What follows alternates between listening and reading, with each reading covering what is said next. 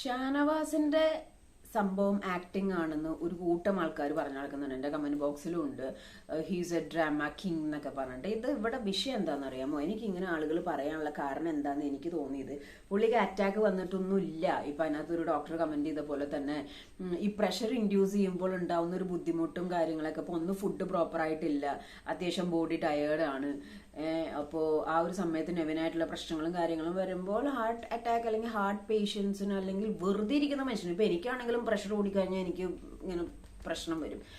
അപ്പൊ അതിന്റെ ഒക്കെ ഒരു ഭാഗമായിട്ടാണ് ഈ സംഭവം നടന്നിരിക്കുന്നത്. അപ്പോൾ അത് മാത്രമല്ല, അതിന്റെ ഇടയ്ക്ക് ഒരു അനീഷ് ചെയ്ത് നിങ്ങൾ ശ്രദ്ധിച്ചിട്ടുണ്ടാവും. ഇവിടെ മറ്റുള്ളവരൊക്കെ ഡ്രാമ ആണെന്ന്, അതായത് 3 ലൂസേഴ്സ് വന്നിട്ട് ഇത് അഭിനയം എന്ന് പറയുമ്പോൾ അനീഷ് ആദ്യം പോയിട്ട്, അനീഷ് സ്ത്രീ വിരോധിയാണല്ലോ, അല്ലെങ്കിൽ അവിടെ കണ്ണടച്ചു കിടക്കണം ഞാൻ കണ്ടു, ആ സംഭവം ഷാനവാസ് വീണപ്പോൾ കണ്ണടച്ചു കിടക്കണം ഞാൻ കണ്ടു എന്നുള്ള ഡയലോഗ് അവിടെ പറഞ്ഞില്ല. അതിന് പകരം പോയിട്ട് ഷാനവാസിന്റെ മെഡിസിൻസ് ഒക്കെ ചെക്ക് ചെയ്യലും, അതേപോലെ ഷാനവാസിന് സമയം കളയല്ലേ ഹാർട്ടിന്റെ കാര്യമാണ്, സമയം കളയല്ലേ മനെ ഇനിപ്പിച്ച് കൊണ്ടുപോകാൻ നോക്കിയും ആ പാലൊക്കെ അവിടെ ക്ലീൻ ചെയ്ത് ഇടുകയായിരുന്നു. അതിന്റെ ഇടയിൽ എനിക്ക് ഇഷ്ടമായിട്ടോ പ്ലക് എന്ന് പറഞ്ഞിട്ട് നമ്മുടെ ആര്യൻ വീണത്, അവിടെ എവിടെയാണോ ആ ഷാനവാസ് വീണത് അവിടെ തന്നെ ആര്യൻ വീണു. അതെനിക്ക് ഭയങ്കര ഇഷ്ടമായി. സത്യം പറഞ്ഞാൽ ഞാൻ വീണമായിരുന്നു അല്ലേ.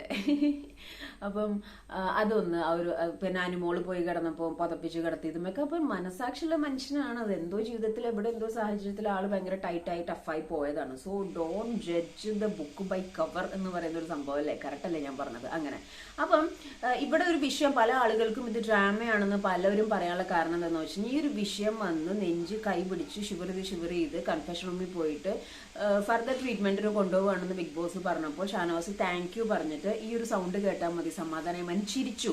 അതും വേണം പലരും കയറി പിടിച്ചിരിക്കുന്നത്. അപ്പൊ എനിക്ക് തോന്നുന്നത് എന്താണെന്ന് പറയും, ഈ പുള്ളിക്ക് പ്രഷർ കയറിയിട്ട് പ്രശ്നം ഉണ്ടായിട്ടുണ്ടാവും.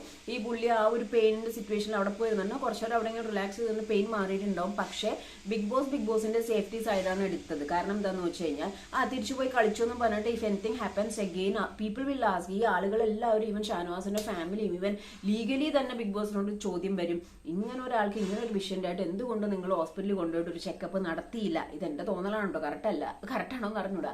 ആ ഒരു തോന്നല് ചോദ്യം വരാതിരിക്കാൻ വേണ്ടിയിട്ടായിരിക്കും ഇത് ചോദിച്ചിട്ടുണ്ടാവുക. അപ്പോൾ കറക്റ്റ് ഒരു ഡോക്ടറിന്റെ ഒബ്സർവേഷൻ കഴിഞ്ഞ് ഡോക്ടറിന്റെ ഒരു പേപ്പറും കൂടി എഴുതി വാങ്ങിക്കും, ഹീസ് ടോട്ടലി ഫിറ്റ് എന്നുള്ള രീതിയിൽ. അങ്ങനെ എന്തെങ്കിലും ലെറ്റർ കൂടി കിട്ടിയാൽ ബിഗ് ബോസിന്റെ സൈഡ് സേഫ് ആണ്.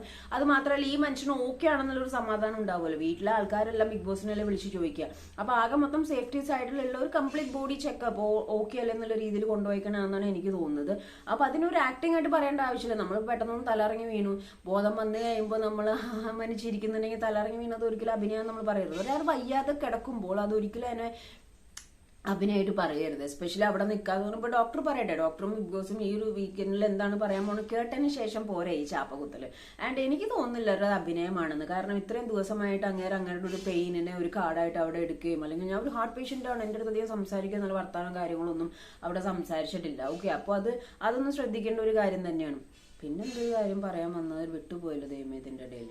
അപ്പൊ അങ്ങനെ ഒരുപാട് കമന്റ്സ് ഇങ്ങനെ വരുന്നുണ്ട് ഇത് ആക്ടിങ് ആണെന്നൊക്കെ പറഞ്ഞിട്ട്. ആൻഡ് മോർ ഓവർ വേറൊരു കാര്യം എനിക്ക് പറയാനുള്ളത്, ഈ മനുഷ്യന്റെ ഭാഗമൊന്നും ഒരിക്കലും വരില്ല. നെവിൻ എന്നെ ഇപ്പൊ ഈവൻ നെവിന്റെ ഭാഗത്തു നിന്നുള്ള ഒരു ആക്ട് കൊണ്ടാണ് പെയിൻ ഉണ്ടായതെന്നുണ്ടെങ്കിൽ പോലും ഫിസിക്കൽ അസോൾട്ട് തന്നെയാണത്. ആ ഒരു ഹിറ്റിലാണ് സംഭവം നടന്നത്. നെവിനെ പുറത്താക്കണം ഈ മനുഷ്യന്റെ ഭാഗത്ത് വരില്ല. അപ്പൊ എന്താണ് ആളുകളുടെ പ്രശ്നം? അങ്ങനെ പറയാത്ത ഒരു വ്യക്തി എന്തിനു അഭിനയിക്കണം? അങ്ങനെ അഭിനയിച്ച് എന്തിനോ സ്ക്രീൻ സ്പേസ് ഉണ്ടാക്കണം? അങ്ങനെ ഉണ്ടാക്കണമെങ്കിൽ അവിടെ എപ്പോഴേ ഉണ്ടാക്കായിരുന്നു. Think about it guys.